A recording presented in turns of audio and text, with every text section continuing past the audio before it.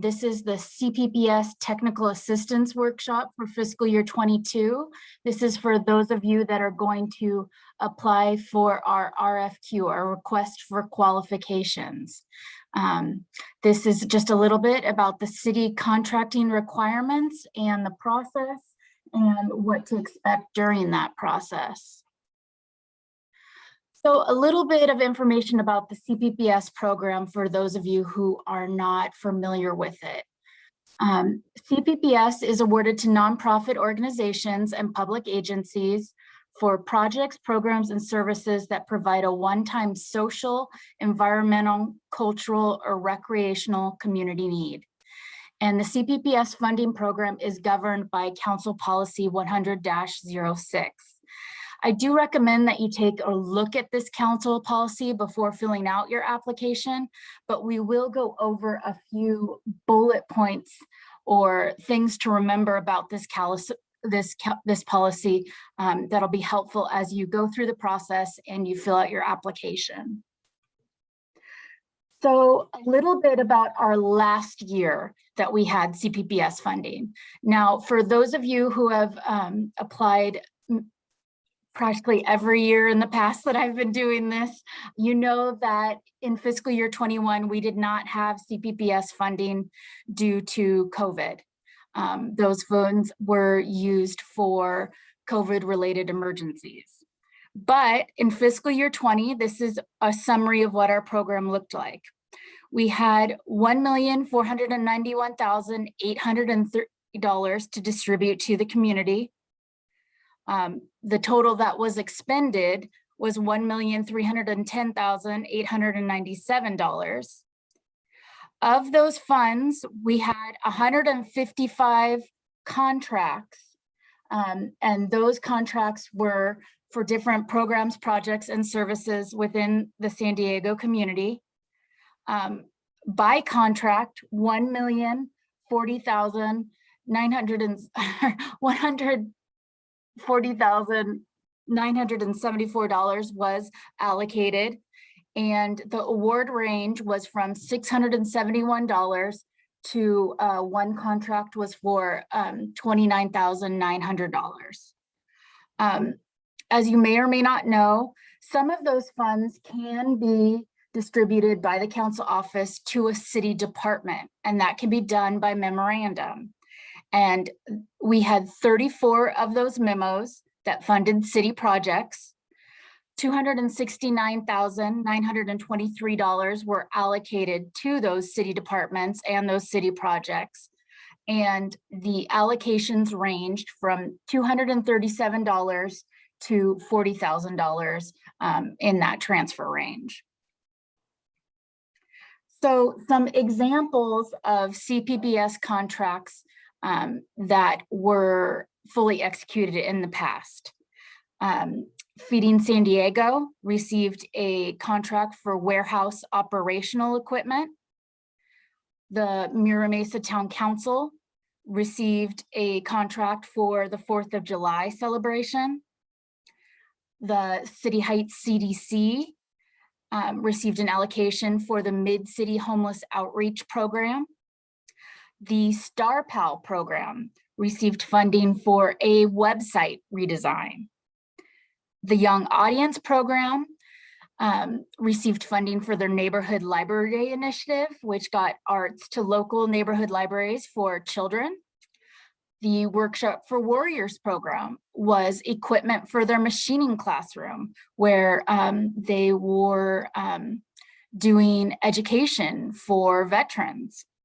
The American Academy of Pediatrics received funding for the Reach Out and Read San Diego program, where books were given to families that were visiting their pediatrician or local clinic. The Burn Institute received funding for their Fire Safe Seniors program. They received funding for smoke alarms. The Claremont Town Council received funding for the Utility Box Beautification Project.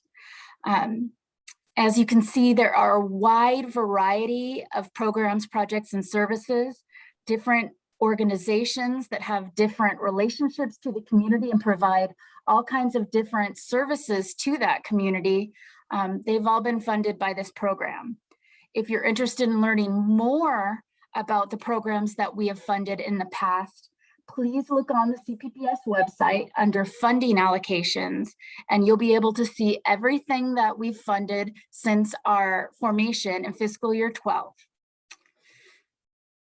So a little bit about what we have available to us this year and what you will be applying for and lobbying your council office for. This year, we have a total of $900,000 available to distribute to the community. And what that breaks down to is $100,000 per council office. And each council office can use that funding for either contracts or, as we were talking about previously, those transfer memorandums to city departments or capital improvement projects. So some things that you should know about right away, things that are very important and are going to really affect how you move through this program and how efficiently and effectively we can help you. A project, program, or service must serve a lawful public purpose and be open and cost-free to the public. CPPS funds cannot be used for food, beverages, travel, private purposes, political, religious, or fundraising activities. CPPS funds should be considered a one-time resource.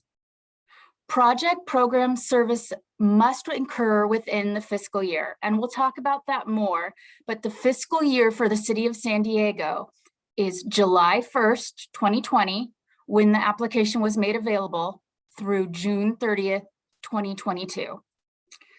CPPS funds are paid on a reimbursement basis only. We will discuss this further, but what that means is that your organization must upfront the costs and then apply for reimbursement after you receive your fully executed contract. The funding awards are at the discretion of council offices. The council offices will decide who their funding will go to based on their priorities and goals for their office. And that's why I always recommend that you reach out to the council office and lobby for your cause and your application. If funding recipient chooses to give recognition for funds received, it shall recognize the City of San Diego, not individual council members or council districts. So what that means is if you put something in your flyer or your brochure or on your advertisement, it needs to recognize the City of San Diego. And this RFQ, the request for qualifications, is due on July 30th, 2021. Now the RFP, the request for proposals, will only be requested of funding recipients, of those funding recipients that received an allocation from a council office. So a little bit about our schedule for this year. We are in the request for qualifications right now, July 1st through 30th of this year.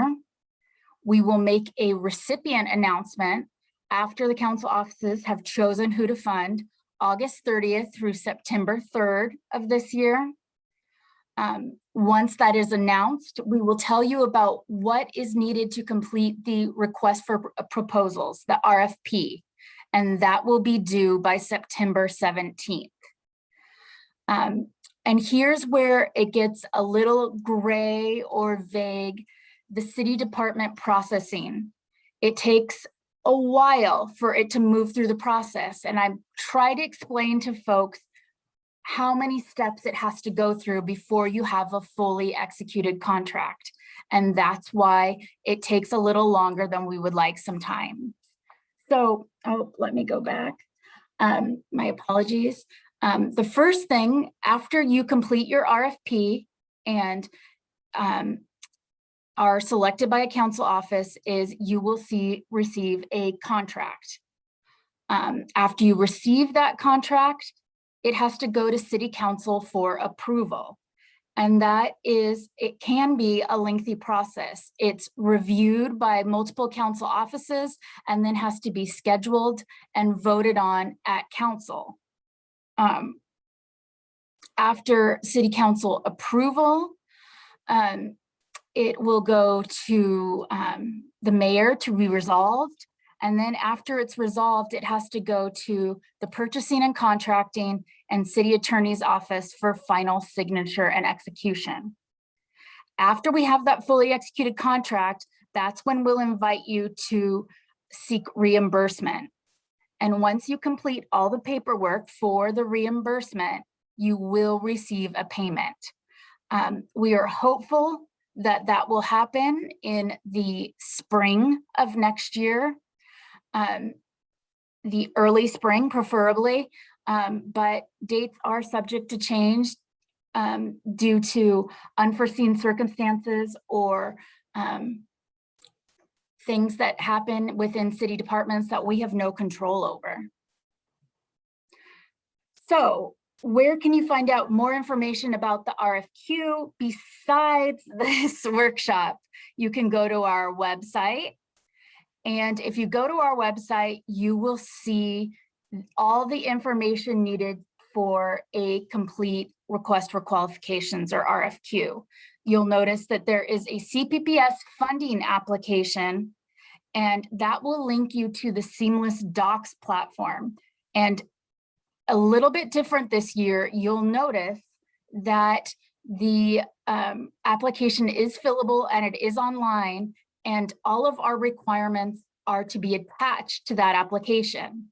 And those requirements are proof of nonprofit status, proof of active status from the Secretary of State, proof of current registration with the Attorney General, and an Accord certificate of insurance that shows that your organization carries the amount of insurance required to contract with the city.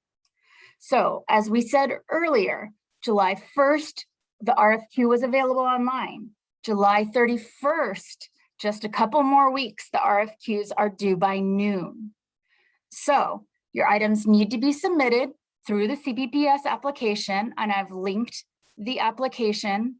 After submittal, council administration will contact you regarding the status of the RFQ, whether you're qualified or not qualified. Did you have all the appropriate RFQ documentation?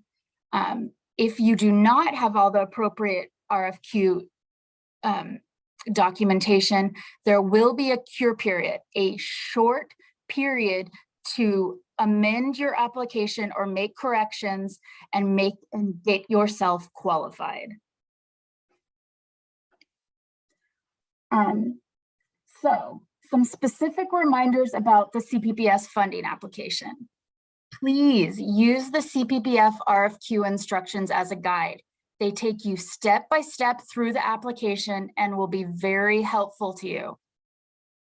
Make sure that you check all the council districts that you are requesting funding from. Don't miss out on possible funding by not listing them in your application. If you have multiple district specific, if you have different district specific projects, programs, and services, let's say you are doing something specific for District 2 that you're not going to do in District 7, then you do need to do 2 different applications. But if you're going to do the program throughout the city, it will be the same regardless of location. You can do 1 application.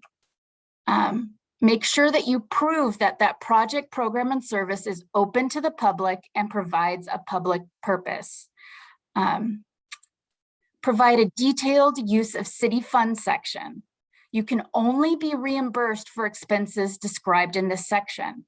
So like I was talking about earlier, when you give your reimbursement paperwork, I'm gonna go back to your contract, back to your application, and I'm gonna look at that use of city funds section, and I can only reimburse items that were listed there because that application becomes an Exhibit A of your contract. Make sure that you sign and date the last page of the application. And just a reminder to those of you who may have applied with us in the past, the application is different this year. It is online using the Seamless Docs platform. We need you to use the most recent form of the application. We will not be accepting old paper applications that were scanned. We need you to use the Seamless Docs platform.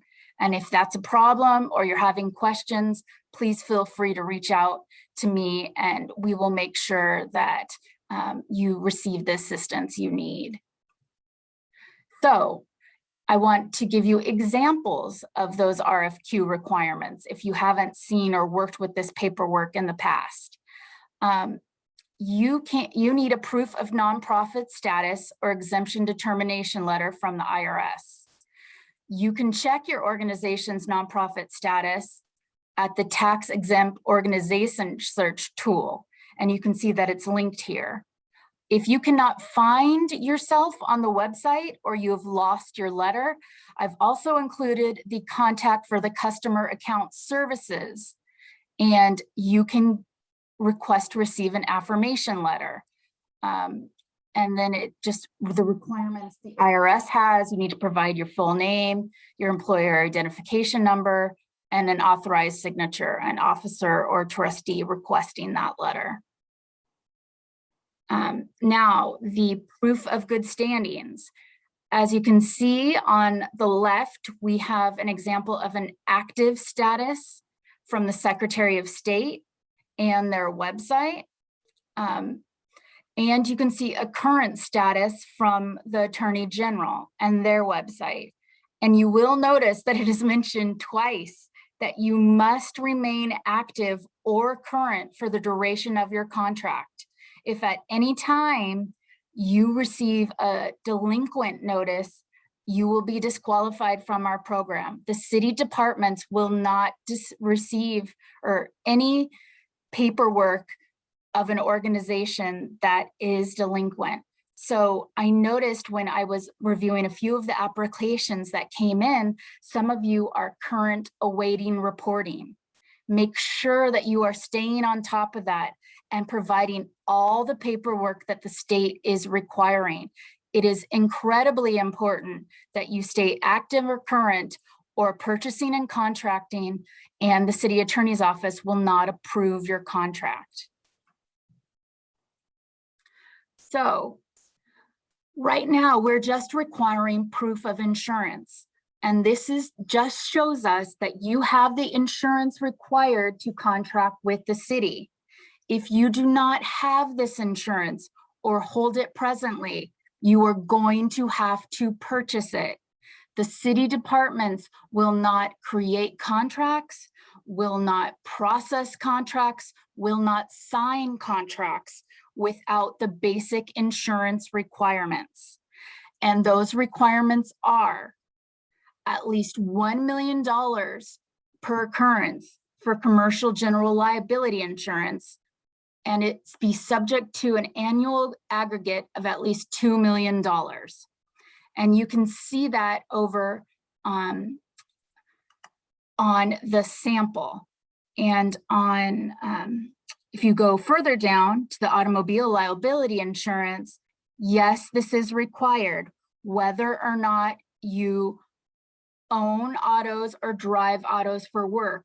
You must have at least $1 million, and your certificate should reflect coverage for any auto or hired and non-owned autos. And I know many of you are volunteer organizations, but not all of you. If you have employees, you must have workers' compensation insurance.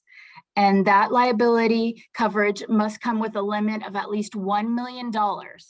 So if you have any paid employees, you must have workers' comp insurance. If you are a volunteer organization, obviously that doesn't apply to you, but the first two types of insurance do.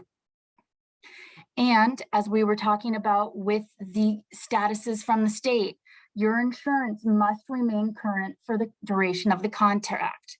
That means if you submit insurance that is going to expire in September or October of this year, it is your responsibility to submit to council administration, myself,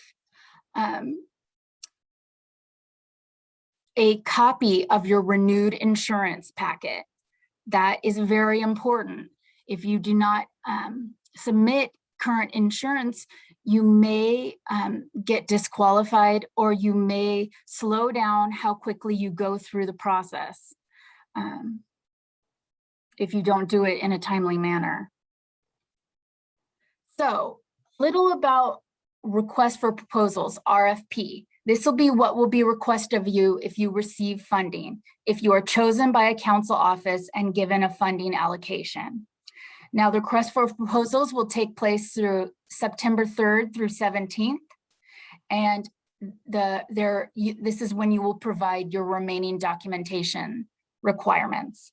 And those include, and don't worry, I'm just giving you a heads up, but we will do an RFP workshop as well if you are selected. But just be mindful, the remaining insurance declarations and endorsements will be required, your IRS Form 990 or 990 EZ, an EOC workforce report, a drug-free workplace certification, and a living wage ordinance certification. August 30th through September 3rd, council office allocations will be announced, as we talked about previously, and you will be invited to submit the RFP if you were selected.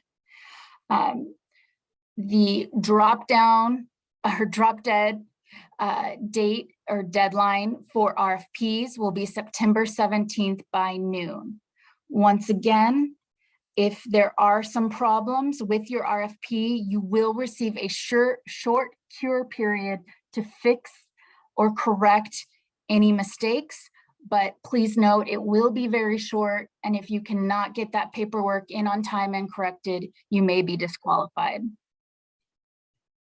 So, I think it's really important to remind everyone that this is a reimbursement process. And what that means is that, yes, your organization is fronting the money for whatever your application is for, and will receive money after the fact, after you turn in all of your reimbursement paperwork. And this is what is required during the reimbursement process. So funds are awarded or paid on a reimbursement basis only. The project program service is funded by the organization. After successful completion of a RFQ, RFP, and contracting and reimbursement processes, organization will then receive payment. Key reminders, materials. You will need at that time a request for a reimbursement form, which you will be able to find online. You will need supplemental documents and a final performance report. The supplemental documents include both proof of purchase, so that's your receipt or invoice, pay stub, timesheets, etc., and a proof of payment, that is your cleared check and your bank or credit card statements. Only expenditures made within the fiscal year, as we talked about earlier, July 1st, 2021 through June 30th, 2022 are eligible for reimbursement. So if you need assistance with your RFQ, you can reach out to your council offices. They may not be able to give you specific information, but you will want to possibly discuss with them the fact that you are applying and let them know about how your program, project, or service serves their council district. You want to do a little bit of lobbying. If you need more information about the CPPS Funding Program, that is our website. If you would like to schedule office hours with me, we can do that by appointment, and we can do that by Zoom or phone, whichever works for you. If you have any questions, you can submit CPPS questions to the CPPS@sandiego.gov website, or you can submit them directly to me, and I will do my best to assist you.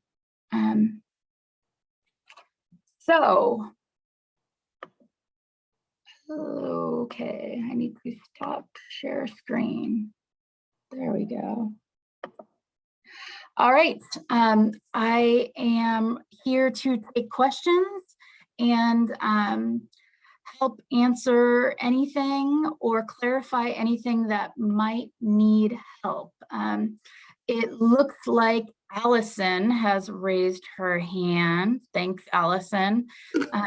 I'll take Allison's question first, and then it looks like it's Shane Haug. So let me know how I can be of assistance. Hey, Courtney, thank you. My question was about the Accord Certificate of Insurance. Does the city of San Diego need to be named in that for this round, this first round? Ideally, yes, but not a required. It's really just to see that you do have it. Okay. What we need to know is that you are going to make it through the contracting process, that you hold the insurance necessary. That's really what we're doing here, is trying to show that you can be successful and get through our program easily and efficiently. Okay, thank you. Mr. Haug or Mr. Haig, I'm sorry if I mispronounced your name. Don't worry. Call me anything you want. Just don't call me late for dinner. I'm just a little confused. We are not going to do our work till the bulk of our work in terms of the same thing Claremont did, which was painting the utility boxes, until much later this year and early next year. If I understand correctly, we should go forward with the whole process with an estimate of what it's going to be, and then finally at the end of the process, after we made the expenditure, ask for the recovery. Is that correct? Well, I would, your counsel, I mean, it's a difficult question. I would try to estimate what the cost would be as best as possible. I would maybe err on being generous rather than not having enough money, and maybe provide additional uses in your use of city funds in case you do come in under budget, so that you can use all of that funding to provide service to the community. Am I understanding you're trying to predict how much money to request, or? Basically so. I understand that all this process precedes, all the process you're talking about will precede us actually doing the work. We have a pretty good idea of what the cost is going to be. We can estimate that fairly accurately, and if it comes short, it comes short. So is that how the process works, in anticipation of doing the work, or is it only for the work that you've already done? That's where I was a little confused. You can, any work that's done within this fiscal year is eligible for reimbursement. So if you have done some of the work and it was after July 1st, that's fine. But you have until June 30th to complete the work. So the work can be done anytime within this fiscal year. It just has to be completed by June 30th. Of 2022. Of 2022, yes, sir. So it sounds like you haven't done it yet, and it's going to be done in the beginning of next year. So anything that you apply for reimbursement for just has to be done before the end of June. And the only other question is, does the city have any preferred list of insurers that you could refer us to? You know, I don't know that offhand, but I will reach out to the purchasing and contracting department, and I will get you that information. I have a basic level of insurance knowledge, but they're the experts. So I will reach out and I will get back to you. I believe Sandy Purden is the next person with their hand up. Hi, Courtney. Hi, Sandy. Okay, I produced the Big Bay Boom 4th fireworks show for the Armed Services YMC nonprofit. And our event obviously is July 4th. Right. And I have to have all, the pyro paid for and the barges and tugs and all that stuff that are reimbursable type stuff. But all that stuff is done well ahead of July 1st, which it sounds like it's in conflict with that all the reimbursable stuff has to be done in the fiscal year. So Yeah, I know it's not convenient, but I would, if there was anything that you had to do July 1st through July 4th, I don't know if like something unexpected happened on July 4th that you had like a contingency plan or something like that. I know it's not ideal, but if you could get creative with anything that was purchased between July 1st and July 4th, we would be able to reimburse for that. well, we didn't, like the fireworks obviously are not used until July 4th, but it's right. Most of it's paid for prior to that. So. Well, like I said, if there were was anything purchased July 1st through July 4th, like I said, I know it's not ideal, but usually like if you needed extra porta potties or hand washing stations or something like that, like I said, something that came off in an emergency or unexpected manner, perhaps. All that's paid for by the port, and then I have volunteers to do cleanup on July 5th. And I have volunteer patrol boats out today, so there's no cost in all that stuff. And there's no cost of advertising, we get free advertising. So most of our costs are with the pyrotechnics and permitting and things like that. Okay, well, let me do a little bit of research, and you and I will talk online, and I will see if there, I'll get a little bit more information from you. And then I've been getting funding from CCSD through Arts and Culture for and unfortunately we were talking about it through email. This council offices did not receive arts and culture funding this year, just CPPS funding, and it's a different pot of money with different rules. So I'm happy to talk to you offline, and we'll see what we can find for you to apply for, okay? Okay, thank you very much. Thank you. Next is Addie Kaplan. Hi, Courtney, nice to meet you. Nice to meet you too. I have a couple of questions. First of all, I'm a little bit confused about what is meant by one time a year, one time in a lifetime. What do you mean by that? This is a difficult one, and it is open to interpretation. What the council offices is basically saying, or the council policy is saying, is they don't want your organization to become dependent on it, where they need to be cognizant that this is a one-time, that they're not guaranteed to get CPPS every year. Okay. Like, so if what happened with COVID last year happened again, organizations would not close, programs would not end because they were dependent on this money. They're just asking that organizations are cognizant of that and thoughtful about it as they apply for the program. Okay, thank you. Are your funding levels based on organizational budget size?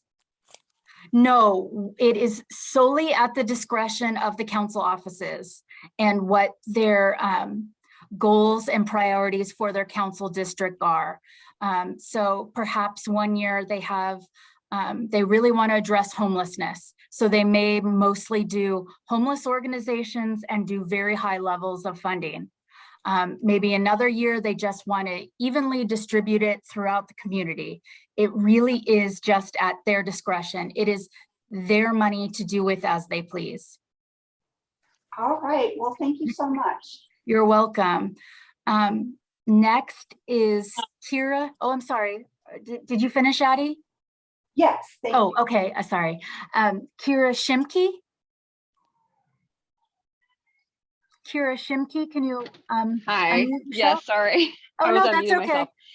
myself. Hi, I'm with the San Diego County Breastfeeding Coalition. Great to meet you. Thanks for the information. And I had a couple questions about, we lead a series of yearly webinars, and they are actually monthly. So I didn't know, so there are several events. Mhm. You know, it might be that we get in 10 events between, you know, June of this year and July of next year, the fiscal year. So, and we have a variety of expenditures like honorariums and different technical costs and things like that. Are we able to kind of group that all together in our request, or is it something where it would just be viewed as, hey, we only can maybe support one event, or does that make sense? It sounds like they're all very related and interconnected. So to Yes. me, that does sound like it would be one application. Okay. And They you have would, the same goal, you know, it's to promote and protect breastfeeding in the San Diego community. So, I mean, right. I mean, so just make that a really clear. theme of your application and very clear, Okay. and Okay. just show why you're doing one application, how they're all interconnected. Okay. Okay. Okay. That makes sense. Okay. Thanks. You're welcome. John Hyken. Yeah. Hi, Courtney. How are you? I'm good. How are you? Good, good. Glad to see you. Thanks for doing this. I have a funny question. I know in the past, in working with the city for workers' comp insurance, and at least this was the case with the Commission for Arts and Culture, which has now dropped all proof insurance requirements. But in the past, besides a certificate for workers' comp, they also wanted a waiver of subrogation and other things besides just the certification. Do you just need a certification on auto liability and workers' comp? Right. Well, right now is all we need is that accord certificate. We will need Okay. those endorsements and subrogations if you're Yeah. selected for the RFP. I But see. you're Okay. right. Okay. Right now, all I need is that Okay. accord certificate Yeah. saying you have it. And Okay. I imagine you do. And probably what we have on file We hope so. is expired. So all you have to do is send Yeah. us the updated Yeah. stuff. Okay. Okay. Okay. Another quick question. I'm looking on your website. I'm not seeing necessarily my understanding in past years about CPPS versus ACCF was that CPPS was primarily, at least used to be, I think, more about capital stuff rather than programs. You know, CPPS Is that was always true in the past, or? well, it didn't have to be, because ACCF was such limited funding. Sometimes those arts and culture programs would creep over into CPPS because there was larger amounts available. So yeah, typically they haven't been arts and culture focused, but they're actually much more flexible than ACCF. ACCF has to be used for arts and culture and tourism. Right. But it can be, but it can be used in paying for contractors, employees, as well as who are artists, as well as any kind of purchase of equipment or things like that. Yes, it can. It's broad. So okay. It's very broad. I do recommend that folks look over the council policy, but yes, all of the things you just mentioned have been funded in the past. Okay, thank you very much. You're welcome.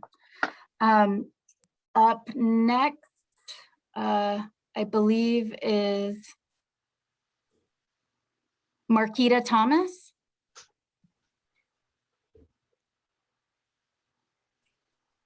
I see you up there, Marquita. Okay, so she raised her hand for me because for some reason I do not have a hand raised on my screen. So she's a teammate of mine. Oh, okay. So it's Lavada. Hi, Lavada. Laveda. Laveda, I'm sorry, I apologize. On Espanol, it's Lavada, but it's Laveda. Okay. Thank you for taking my availing your time. So my question briefly is, so say that we are working and working with like maybe 3 different cities, 3 different regions within what we're doing. My question is, do we apply at all 3 regions, or do I just pick one city to apply to get refunded from? Well, it has to be in the city of San Diego. Okay. But if you are in 3 council offices districts, you can apply to all 3. And you can actually apply to all 9. It's just that council offices typically fund organizations that are doing work in their communities. Correct. So I would just, so again, going back to the example, I would just provide all the same documents for each city or for each region. If it's the same program, all you need to do is one application and just check all the council offices that it's that you want to apply to. If they are different programs with different services being provided, yes, each one of those needs to be a different application. I see. So I'm not sure what kind of services you do, but like if in one council office you were doing homeless services, in one council district you were doing women's outreach, and another council office you were doing youth outreach, those would be 3 different applications. But if you were doing homeless services in all 3 council districts, it would be one application, and you would just check all the council offices you're doing that work in. Gotcha. Okay.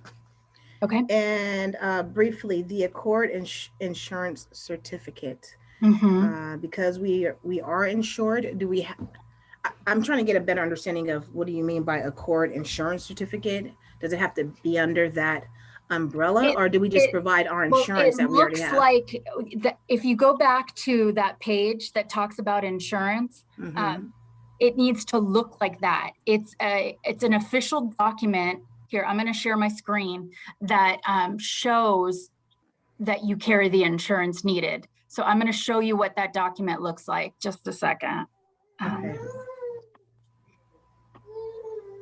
And it is online, but let me find it really fast. So you can see this, and you can see how it says it's an Accord certificate of liability insurance. Got you. This is what we're looking for, this form that shows that you carry these types of insurance in the appropriate amount contract with the city. So that's what I mean when I mean Accord certificate of insurance. That's the name of this form over here on the right-hand side. Okay, got you. That's exactly what it is. Okay. Okay, perfect. Awesome. Right. Thank you. Thank you.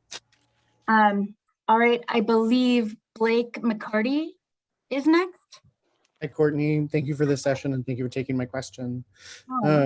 Just very quickly, we've received CPPS funds in the past, and because the funds are largely at the discretion of each council office, I just wondered if you had a contact list of the best people to contact within the council offices, because from experience, sort of like who the title of the person who sort of manages the request. Yeah, I have not put one together yet for this year, but I am happy to do that. I will have to put that together and send that out a little bit later. So what I'll do is I'll do a packet for everyone who attends today with the PowerPoint and that list of they're typically council representatives that assist the council member with CPPS. I will provide that as well. Would that be, that's what you're looking for, right, Blake? Like who handles it in each council office? Yeah, just because I know even from experience, sometimes it's the community rep and sometimes it's someone else. And right. Like in each office, it's not, even the title of who it is varies. So if there's a point of contact for each office that you're aware of, that would be super beneficial. Yeah, so when I send out the PowerPoint later this afternoon or Monday morning, I'll be sure to include that as well. Thank you so much. You're welcome. I believe next is Veronica Del Rio. Hi, Courtney. This is actually Daniela, but I couldn't figure out my name. Well, we're all having Zoom issues. No problem.